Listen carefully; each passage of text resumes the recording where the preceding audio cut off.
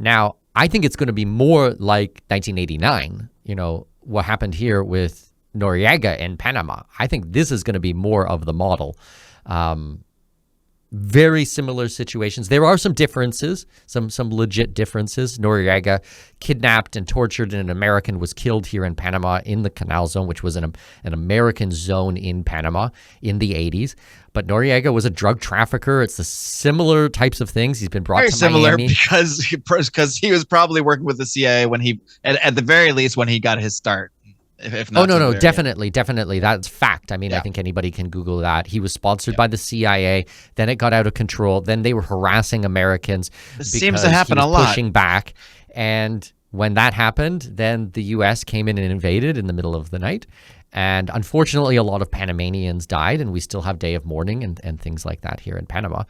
But, 40 years later, look at where Panama is now. It's the wealthiest country, per capita, I would say, in all of Latin America. It's the most stable, the most secure.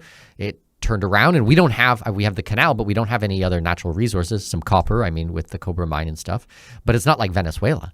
Venezuela has the largest proven oil reserves in the world. They have massive amounts of minerals. They have logging. They have just fishing rights. They have everything in that country. They can be an absolute powerhouse. They used to be a powerhouse, and then communism and socialism just absolutely destroyed it. But if it's done right, I don't know. It could be interesting. Expat money investors tour 2031 Venezuela, Margarita Island, here we come, Margarita Island would be the place for sure. That is the interesting thing, I guess, to see play out is not just how this, how it plays out in Venezuela is, again, one thing, because, again, this is still the same regime, still the same party, the same socialist, everything is still in place. There's not like some libertarian got put in office, which, I'm kind of surprised, but it's probably a good thing that it didn't go that way. Many people thought that Trump would just basically come in, knock out the regime, and install this Machado, who is the opposition leader. And that would just have looked, and rightfully so, looked way too much like regime change, because we are just installing a puppet, which we would be, more or less. And we may still be in the end, one way or another.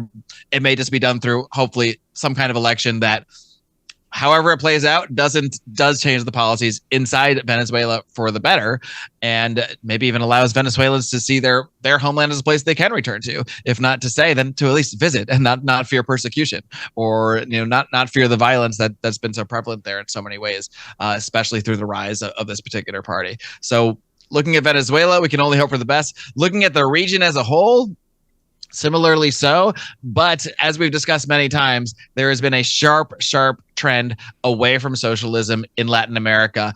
It hasn't necessarily become a libertarian paradise everywhere, although Javier Milei is trying his best, I suppose, in Argentina, but the clear trend has been away from socialism. And even if this didn't happen, Venezuela was about to be close to an island of socialism on this on this continent. Now, you got Brazil right next to it, and that's its own situation. They have a socialist president too that we hope gets out of there one way or another as well. But the trend is very, very clear, as we've discussed many, many times in both Central and South America.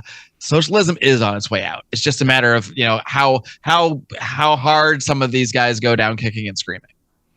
But the interesting thing, Mark, is if you look at Europe, it's exactly the opposite story. They are going more and more socialist. And even when it's just, energy prices up 500%, people's living standards dropping, nobody can go on vacation. It's just over and over and over again, bad things are happening. There's riots in the street. But what do? They elect another socialist, and just country by country, they're just doubling down on these horrible ideas, even to the detriment of their own people. And they don't care. They keep going. So it's like all the socialism is leaving Latin America, but now is growing and rearing its ugly head in all of Europe. There's a couple of small enclaves in Europe, but nothing compared to the wave of socialism there.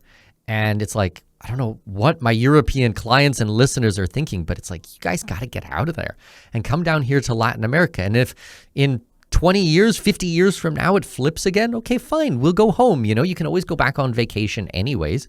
But, you got to get out of there. That place is just a sinking ship on every level. Absolute dumpster fire. But here in Latin America, it's growing like crazy. And with the U.S. wanting to become or re-become a manufacturing powerhouse, they want to bring a lot of the jobs back onshore. Well, who are going to be buying these things? You and I had a conversation about this offline, yesterday morning, and it's like Europe are not going to be the consumers because they have no discretionary spending anymore. No money that's going to be able to go to these types of things. We have a wall with China. We're going to stop importing things from them, and they're not importing things from us. And so China's looking for new buyers. So, all right, Africa. Okay, Africa's growing. I can see that. But is it going to grow fast enough? I think for the infrastructure projects, yes, absolutely. I've traveled really extensively in Africa, the infrastructure. But the consumer goods, I think that they're still too far out. I think it's got to be Latin America. It's got to be. You have a lot of experience with Africa as well through a few different channels. And regardless of any positive changes that might be happening in that continent, they are decades behind. I mean, exactly. Decades and decades behind Latin America. It's just no contest. Exactly. So, and if we look at the trend, okay, Bolivia, Chile, Ecuador, all these countries here in Latin America have turned to the right, and not just a little bit right, like very pro-business, changing their immigration programs, lowering taxes, deregulating, encouraging more companies and entrepreneurs to come in there. I think this is going to be huge.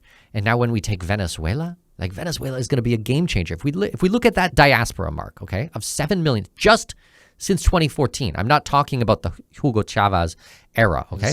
Just since 2014.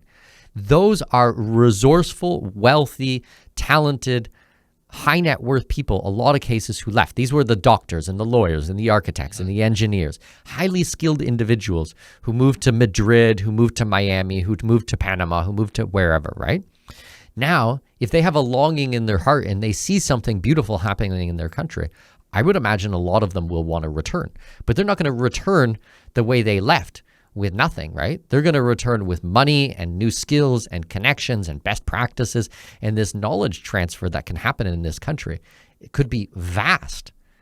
I'm really bullish on this. Like I'm not saying this is going to happen. I'm not saying that it is a done deal, but just the spark of something like that could absolutely change the whole country and the whole area for the positive. I'm excited to see what happens next.